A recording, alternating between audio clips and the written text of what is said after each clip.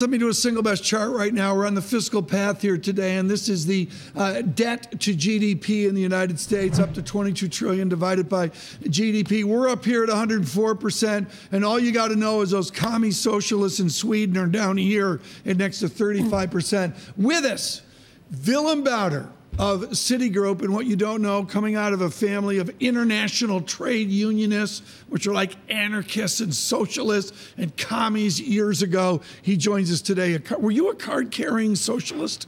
I've never been a card-carrying member of any party. I've always desperately tried to maintain my independence, but I come from a long tradition of democratic socialism. You come from democratic socialism. Do you hear that in the United States right now from the congresswoman from the Bronx and everybody else? This uproar about Scandinavian-like socialism and redistribution of income. Do you hear elements of Sweden there? Elements, yes, but in Sweden, the positions seem to be rather better thought out than they are currently in things like the new Green Plan and all that. But yes, clearly the socialism that is advocated by some on the left of the Democratic Party borrows heavily from elements of European social democracy. All right, Willem, do you believe, first a headline from Spain, and we'll get back to that in a second, but Spain, the Spanish parliament has blocked the 2019 budget bill, so we'll see whether there's a snap election. But going back to socialism and the U.S., Willem, do you believe that actually socialist policies in the U.S. would do better for its deficit, its finances, and its GDP? Well, they wouldn't be called socialist policies because for most of the US population, the word socialism is still anathema.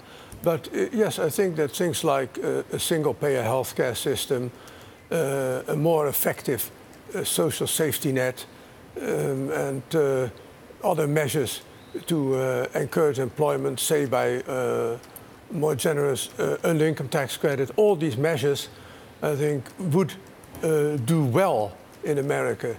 And the willingness to redistribute, which is greater in Europe than in the US, is also an important plus in a world where income and wealth inequality seems to be in inexorable increase mode.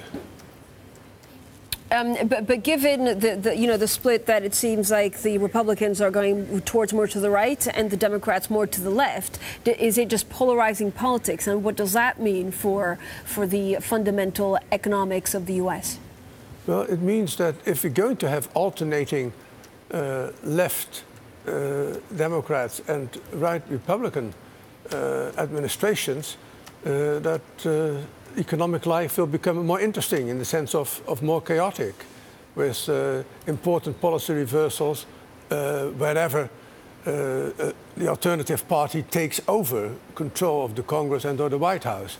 So yes, polarization doesn't tend to make for orderly policy making.